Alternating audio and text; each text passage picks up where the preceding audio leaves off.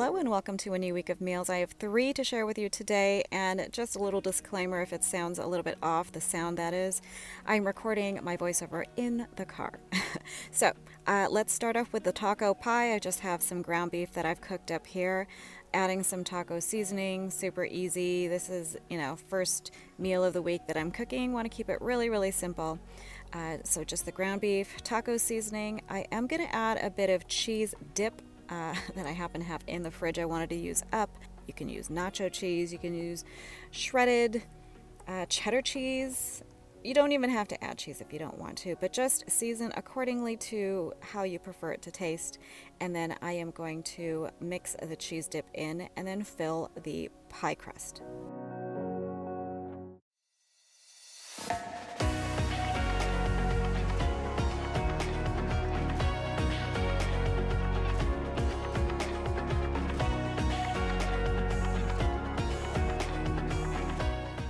No exact recipe for this one here, so I'm just kind of eyeballing things and just doing things as I see fit.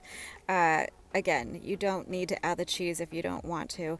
One thing, however, is I could have drained the ground beef a bit before adding the taco seasoning and the cheese. And I think it actually would have helped this pie hold together a little bit more. You'll see at the end when I show the finished product that it is a bit on the greasy side. So if you don't want that to happen, go ahead and drain the ground beef.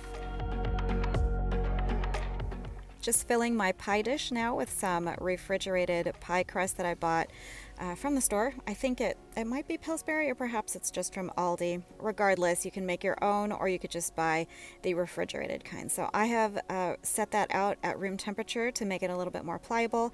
And I'm just filling the pie dish. I'm gonna fill it up with the ground beef mixture that has cooled. And then we're gonna top it with some cheese and some olives and set that into the oven to cook up.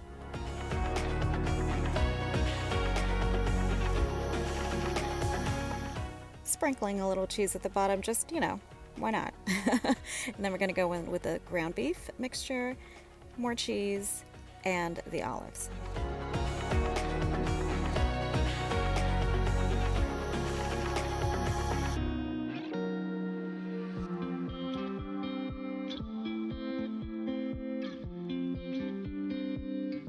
Since the ground beef didn't come all the way up to the top, I am just crimping down the edges of the pie crust just to, make it a little bit easier to serve and cut through. But you don't have to necessarily do this. You could cut the pie crust off if you wanted to, the excess bit, or you could fill it up with some extra stuff in the middle.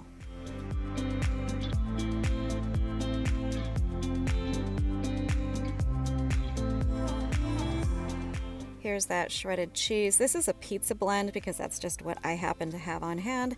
Use anything that you like. Pepper jack would be really good in this as well. Colby jack, anything you like.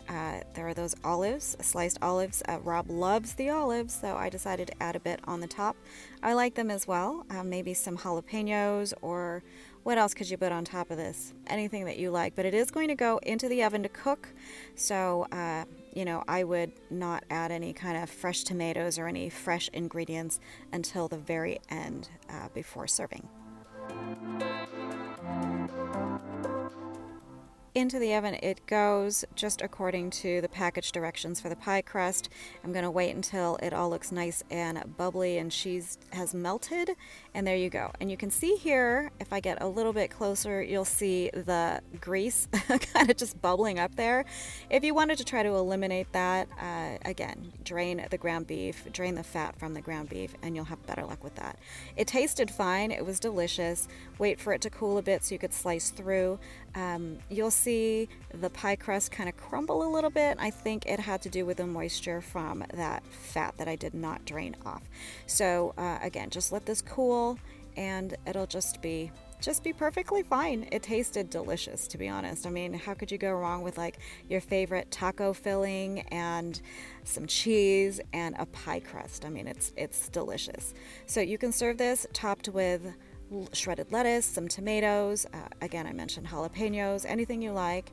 I decided to add some salsa because I had some paste picante sauce in the fridge, so there's the salsa right there. I added some sour cream and some green onions, and I think that was it that I added. give it a try. Super easy, really, really fast, this one. So hope you guys enjoyed this meal, and on to the next.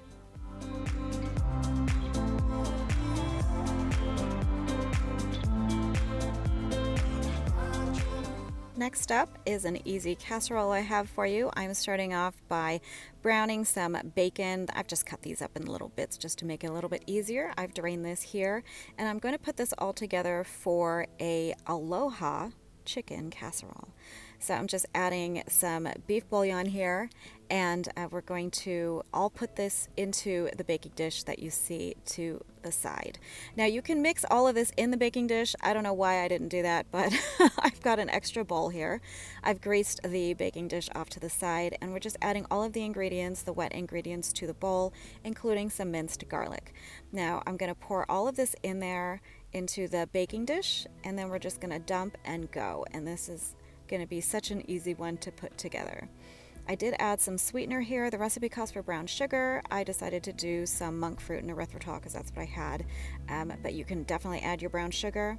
We're going in here with uncooked white rice, long grain white rice, I believe is what the recipe called for, and we're just going to layer that on top, kind of spread it as evenly as possible so that it can absorb all of the liquid as this cooks. As usual, recipe will be linked down below. I'm adding some chopped up raw chicken.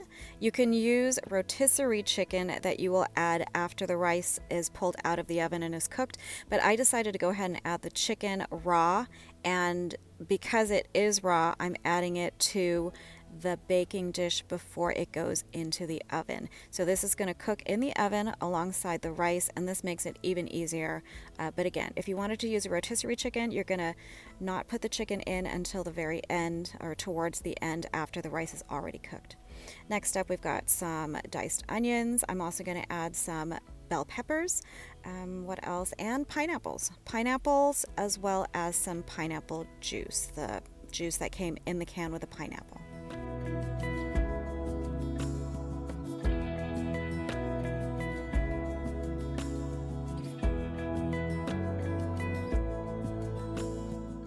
There you go, just spreading all the ingredients as evenly as possible and distributing throughout the baking dish, just so that, when you get a scoop of this casserole, you're going to get a little bit of everything in your spoonful.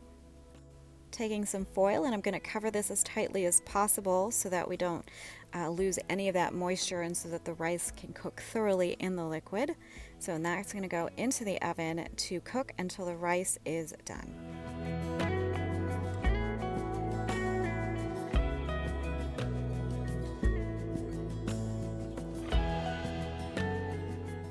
This is the finished casserole as I pull it out of the oven. Now, I'm missing a clip here, and I didn't get to show you that the bacon was added to the casserole once the rice is cooked. So once the rice is cooked, I added the bacon, put it back in for about 5 minutes so that the bacon can crisp up again.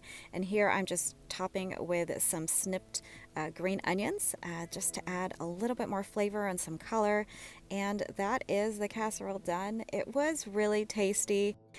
Only thing I wasn't a fan of was the rice was just a little bit mushy for my taste. I think next time I'll reduce the liquid so that it is not too soft.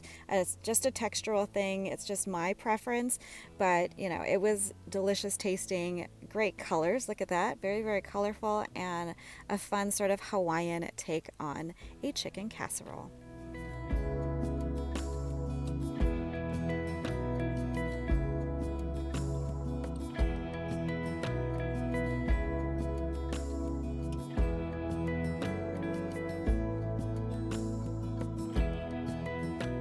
There you have it, another tasty meal for the week.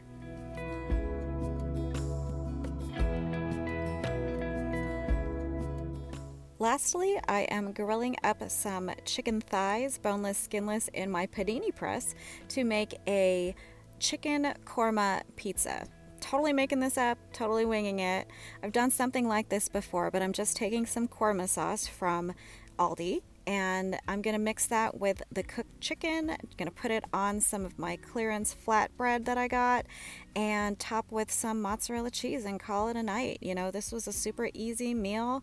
Pizza night is always easy, always fun, and really tasty. So I'm just grilling up the chicken, making sure that is nice and cooked through, and then I'm gonna let that cool while I mix together the sauce.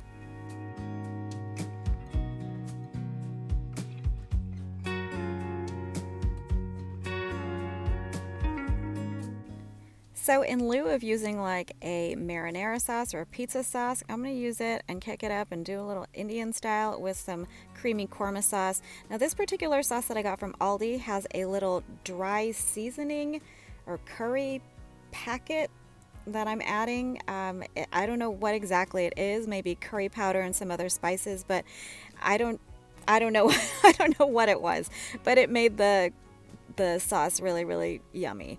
So I just added everything together. I'm mixing it thoroughly. Going to set aside just a little bit of this sauce to mix in with the chicken a little bit later. But once this curry is mixed with the dry powder stuff, I'm going to spread it on the flatbread.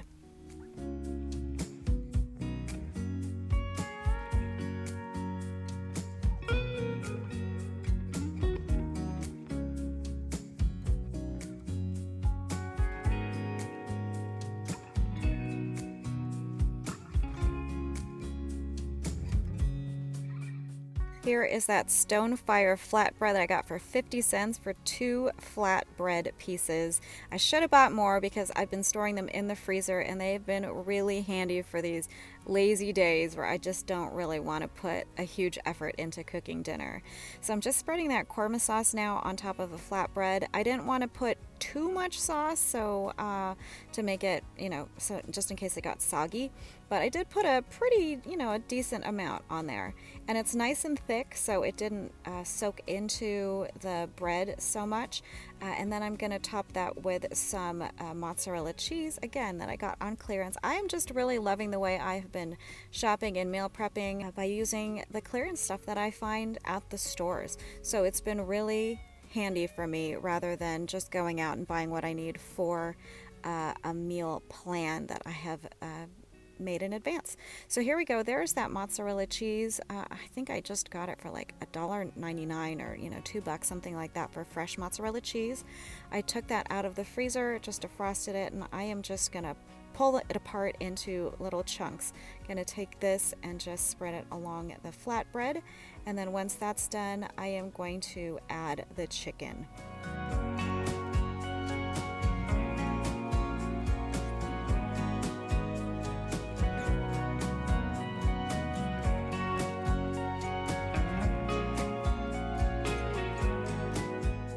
Here is that chicken that I had cooling, and I am just mixing a little bit of what was left of the chicken, the korma sauce with the chicken. So now I'm going to just spread that around evenly on both pieces of flatbread, and then I am going to stick that into the oven. I think I turned the oven fairly high to like maybe 395, something like that, so it cooked up nice and crisp, and then that's just going to go in until basically the cheese is melted and it's browned a tiny bit.